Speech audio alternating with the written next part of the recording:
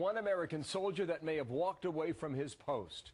Critics asking if the U.S. just made a very bad deal. Even the president saying there's a chance that these detainees will go back to violence against Americans.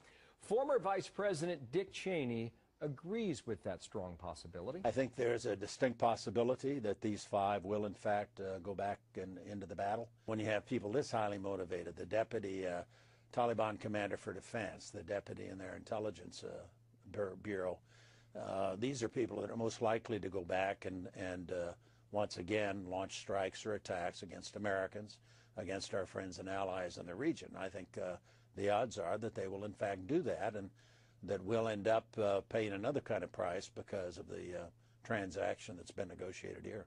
All right. Arizona Senator John McCain, a member of the Senate Armed Services Committee, Foreign Relations Committee, with me now, sir, and good morning to you and welcome back. There's a lot to go over here, and I appreciate your time, first of all, so thank you for joining us. The president in Warsaw about 2 hours ago suggested that the United States is committed to freeing prisoners of war. In your mind, was Bergdahl a prisoner of war, or was he a deserter? Well, I don't know the answer to that, but there's certainly allegations surfacing that indicate that Mr. Bergdahl was not captured on the field of battle. But I think the fundamental point here is that, in my friend Lindsey Graham's words, this is the Taliban dream team that they've just released. Mullah Omar now has his cabinet restored. These are the worst of the worst, the hardest of the hardest. Some of them are wanted for war crimes, responsible in at least one case for the deaths of thousands of Shiite Muslims. They were judged and appraised at Guantanamo on a periodic basis, and each time unanimously viewed as such high risk that they could not be released or sent back to any other country. I can't tell you how dangerous these people are. And by the way, they were selected by the Taliban. So we all are grateful that Sergeant Bergdahl is back, no matter what the reason for it.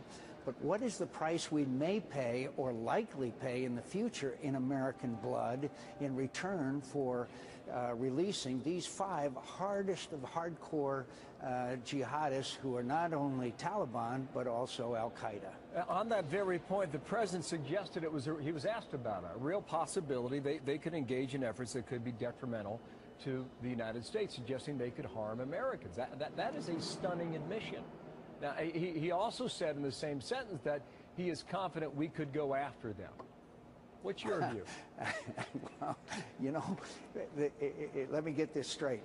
If they do commit bad things, i.e. attacking America, then we can go after them? Is that the kind of logic we use now when we release people who repeatedly were judged as high risk and returned to the fight? And by the way, 30% of those we have released have gone back into the fight, and we certainly haven't recaptured many of those because they're in very high-level positions in the Taliban and Al-Qaeda.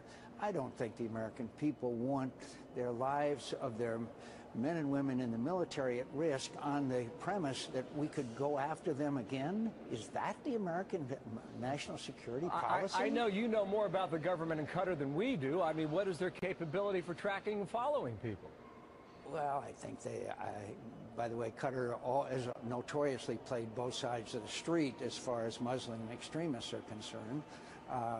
But as far as I know, it's only for a year. We know no of the conditions under which they will be kept under, quote, surveillance. What does that all mean? We haven't even been told that. So why, Senator, why do you make this deal as Commander-in-Chief?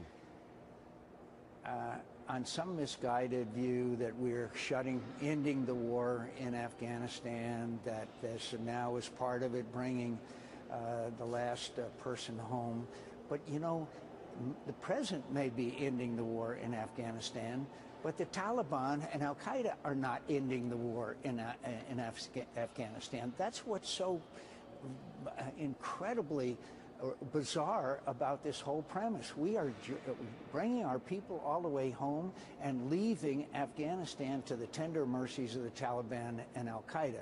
And that, in my view, is an incredibly dishonorable way of honoring the lives of those who have already